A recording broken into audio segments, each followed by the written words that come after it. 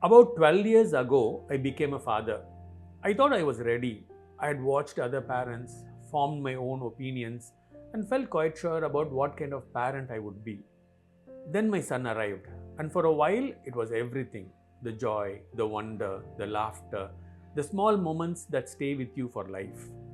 But as he grew up, something else quietly showed up in me: a fear I hadn't seen coming, that I would miss something in his life, that I would get it wrong with him, that if I wasn't constantly watching, something would go wrong for him.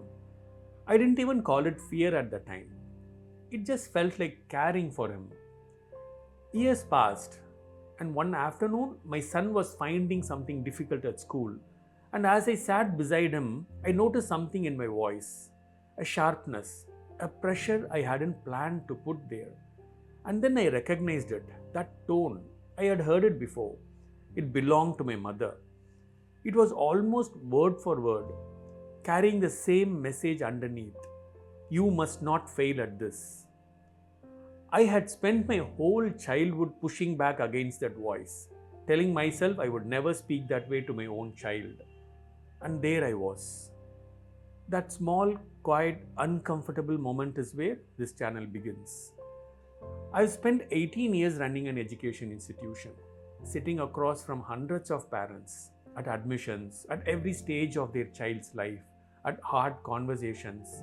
And over time, one thing became very clear to me: most parents love their children with everything they have. That was never the problem. The problem was something hiding underneath all that love. Something that looked like concern but was really fear. Fear that their child would fall behind. Fear of being seen as the parent who did not do enough. And then there is a different kind of fear. One that doesn't show up when the children are young but much later. I've seen it in my own family.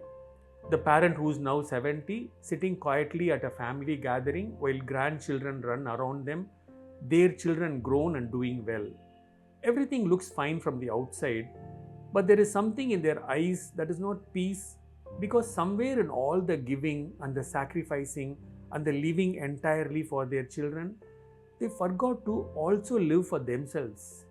And now, at this quiet stage of life, a question has come back that they never allowed themselves to ask before: what about me? I want to tell you about someone I know. She gave up her job when her son was born, then her friendships, then her hobbies, each time telling herself it was only for a little while, just until things settled. Her son is now in another city, living his own life and doing well. She counts the weeks to his next visit home. But there is another side to this story, one that is easy to miss and harder to talk about. What her son carries is something most people would not notice from the outside: a guilt he cannot explain or name. Nobody placed it there on purpose, but he grew up watching his mother quietly disappear, one piece at a time, all for him. And deep down, he knows that his being here cost her everything. That's not a small thing to live with. A parent who loses themselves doesn't protect their child from pain.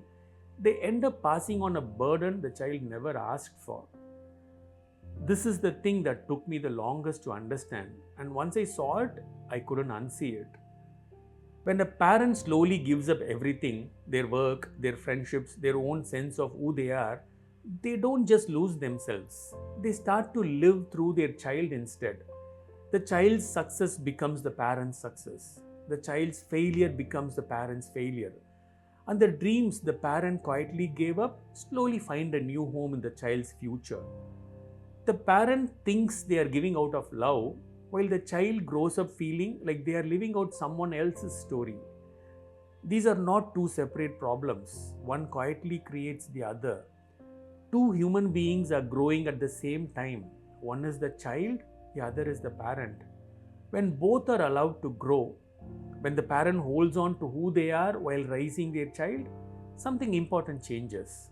The love doesn't become less, it becomes lighter and freer, no longer needing anything back. And the guidance that comes from that place stops feeling like pressure. And when the day comes for the child to leave and make their own life, the parent can let go with an open hand, not a heavy heart.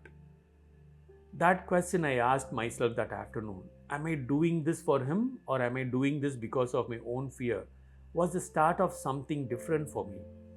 It did not make me a perfect parent, it just made me a more honest one. And that is what this channel is all about. ZuperParents is for parents who love their children and are quietly beginning to feel that love alone may not be enough. It's for parents who have had that moment where they heard someone else's words come out of their own mouth and felt unsettled by it. It's for parents who want to raise their children well without disappearing in the process. Raise them, don't lose yourself. That's what a super parent is. Not a perfect parent, a conscious one.